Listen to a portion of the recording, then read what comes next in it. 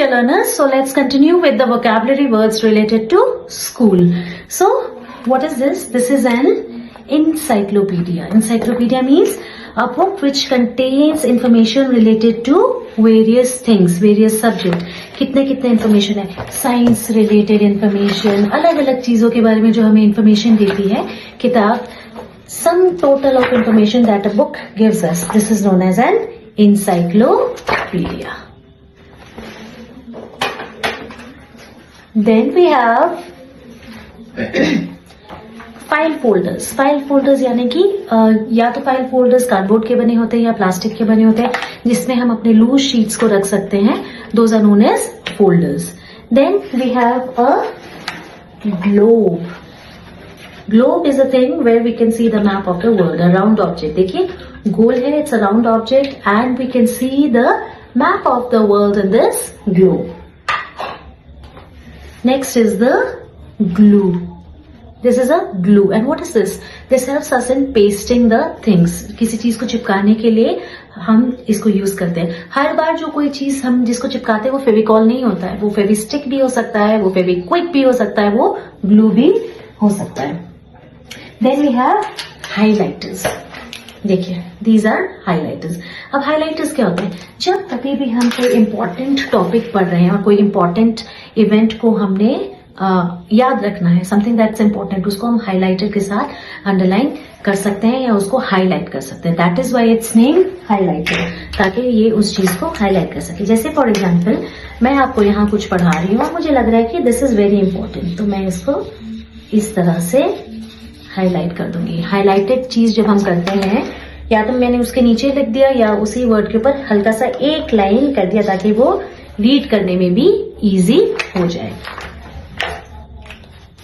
Then library. Library is a place where a lot of books are there, where you can go and sit and read a book of your choice. It can be fictional, it can be education related, it can be scientific books, any book of your choice. You can go, you can issue in the library and then study. और library जब हम जाते हैं तो वहां पे हमारे library cards भी होते हैं कि जब हमने कोई बुक ली तो वो एक स्पेसिफिक 7 डेज के लिए या 5 डेज के लिए आप लेके जा सकते हैं, पढ़ के वापस उसको वहां सबमिट कराना पड़ता है. सो लाइब्रेरी कार्ड होता है जिसमें ये इशू किया जाता है कि इस पर्टिकुलर डेट को इस पर्टिकुलर बच्चे ने ये पर्टिकुलर बुक लेके गया पढ़ने के लिए, ताकि अगर वो बुक मिसप्लेस होती है या आपको नहीं मिलती है तो आपको पता लग जाए कि वो बुक किसके पास गई थी.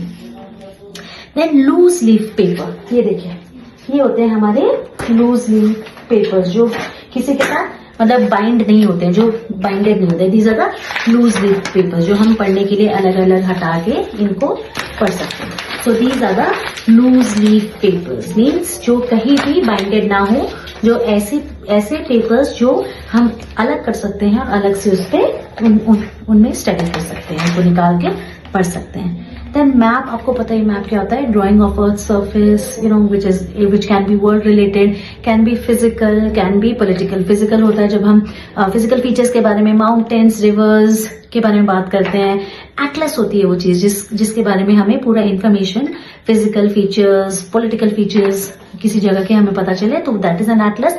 और मैप होता है जहां पे इन चीजों के बारे में इंफॉर्मेशन होता है. और हम भी मैप, लूज मैप्स खरीदते हैं जिसमें हम चीजों को मार्क करके भी देखते हैं. Then we have markers. Now markers are pens used for scribbling, sketching और ड्रॉइंग. These are markers. देखिए थोड़ा थिक होता है पेन से and this is a white board marker. देखिए these are markers. And then laptop. As you guys know, जब भी हमने पढ़ना होता है हम अपने लैप पे, लैप मतलब गोदी में रख के इसको उस पे हम अपना काम कर सकते हैं. We can do our work. So that is a laptop. Scribble करना मतलब हम छोटे बच्चों को, जब छोटे बच्चे होते हैं तो हम उनको एक पेन पेपर दे देते हैं, नॉट पेन सॉरी, क्रेयॉन देते हैं या पेंसिल देते हैं और एक पेपर देते हैं. तो बच्चा क्या करता है? ऐसे ऐसे ऐसे ऐसे ऐसे ऐसे कुछ भी करता है. So this is known as scribbling. SCRIBBLING. Scribble करना. This is known as scribbling.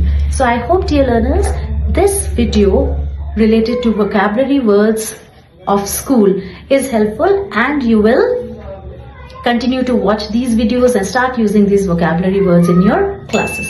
Thanks for watching and stay tuned for more such informative videos.